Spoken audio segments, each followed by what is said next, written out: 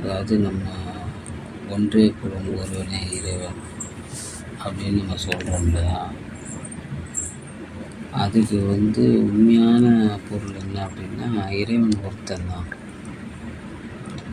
அந்த இறைவன் ஒருத்தன் தான்ற ஒரு விஷயம் எல்லா மனிதர்களுமே சொல்கிறாங்க.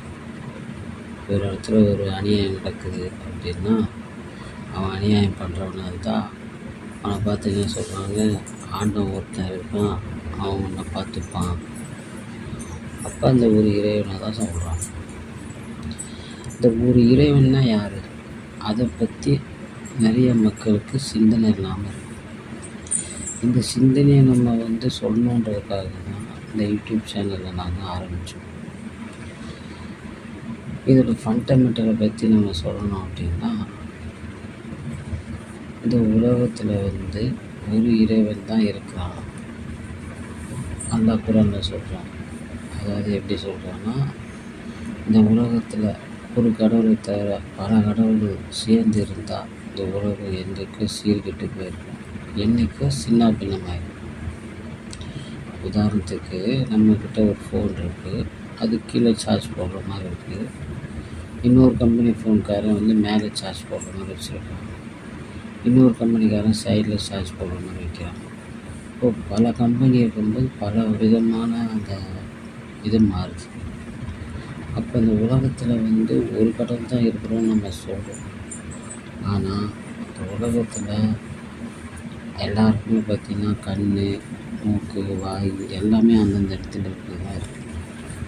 இப்போ பல கடவுள் இருந்தால் என்ன இருக்கும், இந்த உலகத்தில் ஆளாளுக்கு மாற்றி வைப்பாங்க.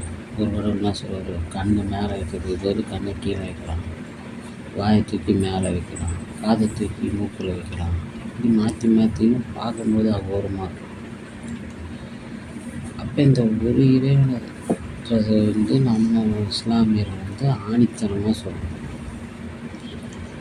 அப்போ இதோட ஃபண்டமெண்டல் என்ன, அது எப்படி படைக்கப்பட்டது?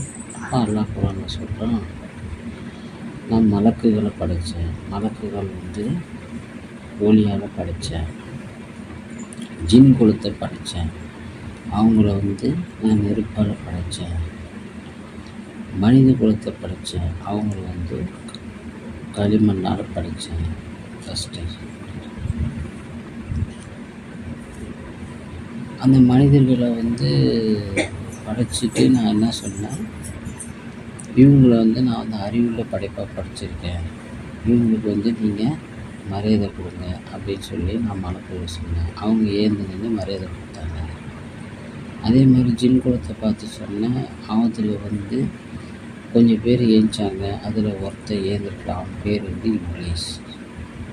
அப்போ நான் அவங்கள கேட்டேன், ஏப்பா நீ இந்த மாதிரி மனிதன் படைத்த, நான் அறிவுள்ள சார்ந்த படைச்சதை நீ மரியாதை கொடுக்கல அப்படின்னு இறைவன் கேட்கும்போது, அந்த இப்ளீஸ்ன்றவன் சொன்னால், நான் நெருப்பால் படைக்கப்பட்டவன், அவங்க மண்ணால் படைக்கப்பட்டவன், நான் ஒஸ்தி, அவங்க மட்டம். அப்போ இறைவன் சொல்கிறான், அதாவது நான் படைத்த படைப்புலையும் அறிவு சார்ந்த படைப்பு, அதை நீ என்ன பண்ணுற, உதாசீனப்படுத்திட்ட, அதனால் இந்த சபையிலேருந்து நீ வெளியேறு. அதுவும் இறைவன் தான் சொல்கிறான், நீ கெட்டவன் வெளியேறு. அந்த கெட்டவன்ற அரபு சொல்லு தான் ஷைத்தான். அந்த சைத்தான் ரெக்கார்ட் ஆகுது பேசாது, சைத்தானா வெளியேறு அப்படின்னு சொல்லி சொன்னாங்க. அப்புறம் அந்த ஆதம் அவங்க தான் முதல்ல அவங்களுக்கு மண்ணால் படைக்கப்பட்டாங்க. அவங்கள பார்த்து இறைவன் சொல்கிறான், உங்களுடைய மனைவியை படைக்கிறேன், அது உங்கள் முதுகெலும்புலேருந்து எடுத்து படைக்கிறேன் அப்படின்னு சொல்லி அவங்களுடைய மனைவி அவங்க முதுகெலும்புலேருந்து எடுத்து படைக்கிறேன். படைச்சி சொன்னால், இந்த சொர்க்கம் ஒன்று இருக்குது, இதில் நீங்கள் போய் என்ஜாய் பண்ணுங்கள், ஜாலியாக இருங்க, போங்க வாங்க.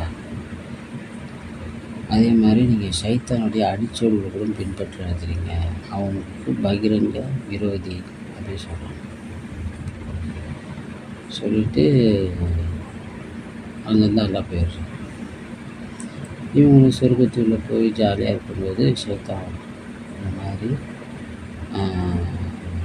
அதாவது ஃபஸ்ட்டு எல்லாம் சொல்கிறான், அந்த ஒரு மரம் தெரியுது இல்லையா, அந்த மரத்தில் இருக்கிற பழத்தை மட்டும் சாப்பிடாதீங்க அப்படின்னு சொல்லிட்டு போயிட்டான்.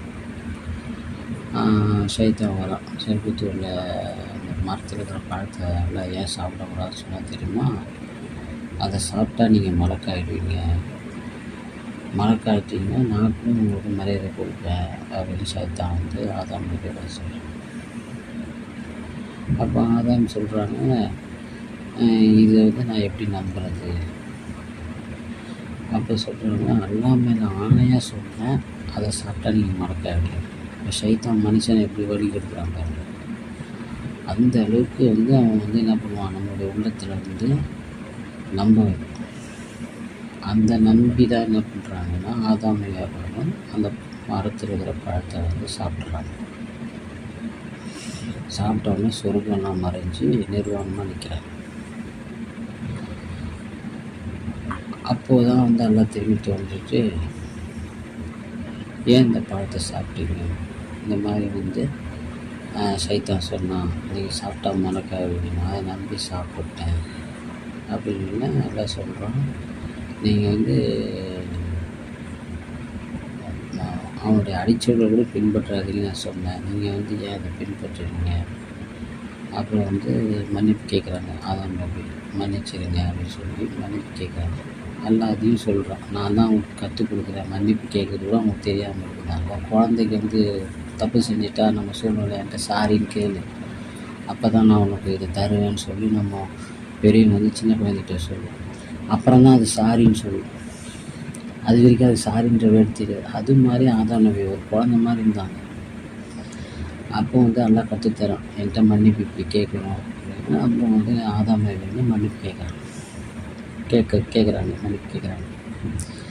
கேட்ட உடனே எல்லாம் மன்னிச்சுட்டு நான் சொல்கிறாங்க, இந்த மாதிரி நான் உங்களுக்கு வந்து பூமி ஒன்று ரெடி பண்ணுறேன், இந்த பூலோகத்தில் நீங்கள் போய் 2 பேரும் இருங்க, உங்களோட சங்கதிகள்லாம் வருவாங்க, அவங்களுக்கெல்லாம் வந்து இந்த ஓரிரை கொள்கை எடுத்து சொல்லுங்கள், இறைவன் ஒருத்தன் தான் அப்படின்ற கொள்கை எடுத்து சொல்லுங்கள் அப்படின்னு சொல்லிட்டு அவங்க வந்து பூமிக்கு அனுப்பிச்சிடுறாங்க.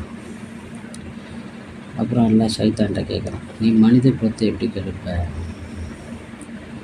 அப்போது சைத்தான் சொல்கிறான், நான் வந்து உனக்கு முதல்ல இணைக்கு சொல்லுவேன், உனக்கு அடுத்தபடியாக ஒரு கடவுள் இருக்கு நம்ப வைப்பேன், உனக்கு பல அவதாரம் இருக்குன்னு நம்ப வைப்பேன், உனக்கு பல உருவம் இருக்குன்னு நம்ப வைப்பேன், இப்படி மனித குலத்தை நான் கெடுப்பேன், அவங்க போய் சொல்ல வைப்பேன், புறம் பேச வைப்பேன், திருட சொல்லுவேன், விபச்சாரம் செய்ய சொல்லுவேன், தற்கொலை பண்ண சொல்லுவேன், குடிக்க சொல்லுவேன், இப்படி உலகத்தில் இருக்கிற அனைத்து தப்பையும் நான் செய்ய வைப்பேன். பல்ல சொல்கிறான், நான் எந்த பாவமாக இருந்தாலும் நான் மன்னிச்சுடுவேன், என் இடத்துல ஒரு இணை வச்சுட்டான் அப்படின்னா அவனை நான் மன்னிக்க மாட்டேன், அவனை நான் வந்து என்ன பண்ணுவேன், நிரந்தரமாக நிரந்தர கொடுப்பேன் அப்படின்னு சொல்லிட்டு எல்லாம் என்ன பண்ணுறான், சைத்தானா அனுப்பிச்சிடுவான். மலக்கை கூப்பிட்றாங்க ஜிப்ரீல், அவங்க கூப்பிட்டு இந்த மாதிரி மனித குலத்துக்காக ஒரு சொர்க்கம் நரகன்ற ஒரு படைச்சிருக்கேன், அது எப்படி இருக்குன்னு நீங்கள் சுற்றி பார்த்துட்டு வாங்க. ஃபஸ்ட்டு என்ன பண்ணுறாங்க, சொர்க்கத்துக்குள்ளே போகிறாங்க. சொர்க்கம் போனால் பயங்கர சூப்பராக இருக்குது, பாலாறு ஓடுது, தேனாறு ஓடுது, மதாறு ஓடுது, சொர்க்கத்தில் என்னென்ன கேட்குறாங்களோ அதெல்லாம் கொடுக்கப்படுது. ஒரு ஏசி போட்டால் எப்படி இருக்கும் அந்த விட பயங்கரமாக சொகுசாக என்ன கேட்டாலும் கிடைக்கக்கூடிய ஒரு இது பார்த்துட்டு வந்து சொல்கிறாங்க, எல்லாம் சொர்க்கம் சூப்பராக இருக்குங்க, எல்லா மனிதர்களும் இங்கே வர தான் ஆசைப்படுறாங்க. சரி, சொர்க்கத்தோட மேல் பகுதி சுற்றி பாருங்கள், என்னென்னலாம் செஞ்சால் உள்ளே வரலாம். சொர்க்கத்தோட மேல் சுற்றா இறைவனை ஒருத்தனை தான் வணங்கணும், போய் பேசக்கூடாது, புறம் பேசக்கூடாது, திருடக்கூடாது, விவசாயம் செய்யக்கூடாது, தற்கொலை செய்யக்கூடாது, கொலை செய்யக்கூடாது, உலகத்தில் இருக்கிற அனைத்து தப்பையும் செய்யக்கூடாதுங்க. அப்போ வந்து ஜிப்ரீல் நாங்கள் சொல்லுவாங்க, எல்லாம் ஒரு மனுஷன் கூட சொர்க்கம் வர மாட்டான். சரி, நீ நரகத்தை சுற்றி பாரு. நரகத்துக்கு போகிறான். நரகத்தோடு போனால் நம்ம நெருப்பு எப்படி பார்த்துருக்கோம், மஞ்சளாக எரியுது பார்த்துருக்கோம், கேஸில் ப்ளூவாக எரியுது பார்த்துருக்கோம், அங்கே நெருப்பு கண்ணுக்குள்ளேயே நிற்குது. அதை பார்த்துட்டு சொல்கிறாங்க, பாம்பு, தேடு, அப்புறம் எண்ணெய் குப்பையில் போட்டு வறுக்கிறாங்க, இப்படி எல்லாமே பார்த்துட்டு வந்து சொல்கிறாங்க, எல்லாம் ஒரு மனுஷன் கூட நரகம் ஒரு ஆசைப்பட மாட்டாங்க. அப்படியா, சரி நீங்கள் நரகத்தோட மேல் பகுதி சுற்றி பாருங்க, என்னெல்லாம் செய்தால் உள்ளே வரலாங்க. நரகத்தோட மேல் பகுதி போகிறாங்க, இது முடிய போகுது. நரகத்தோட மேல் பகுதி போகிறோம். அங்கே போனால் எல்லாம் பல கடவுள் வச்சு வணங்குவாங்க, கடவுளுக்கு அவதாரம் நம்புவாங்க, கடவுளுக்கு பல உணவுக்கு நம்புவாங்க, போய் பேசுவாங்க, திருடுவாங்க, விசாரம் செய்வாங்க, தற்கொலை பண்ணுவாங்க, கொலை பண்ணுவாங்க, இப்படி உலகத்தில் இருக்கிற அனைத்து தப்பையும் செய்வாங்க. அப்போ ஜிப்ரீல் சொல்லுவாங்க, எல்லாம் எல்லா மனுஷனும் நரகம் வருவாங்க. அப்போ எல்லாம் சொல்லுவாங்க, யார் யாரெல்லாம் என்ன நான் சொல்லக்கூடிய அந்த ஓரிரு கொள்கையை பின்பற்றுறாங்களோ, யார் யாரெல்லாம் நான் அனுப்பிச்ச தூதரை பின்பற்றுறாங்களோ அவங்களுக்கு நான் சொர்க்கத்தை கொடுப்பேன். யார் யாரெல்லாம் சைத்தான் பேச்சை கேட்டுட்டு போகிறாங்களோ அவங்களுக்குலாம் நான் நரகத்தை கொடுப்பேன். இதுதான் இஸ்லாத்தோடைய ஃபண்டமெண்டல். இதுதான் இறைவனுடைய கரெக்டான ஓரிரு கொள்கை. ஆஃப் பண்ணுறப்பா, ஆஃப் பண்ணு.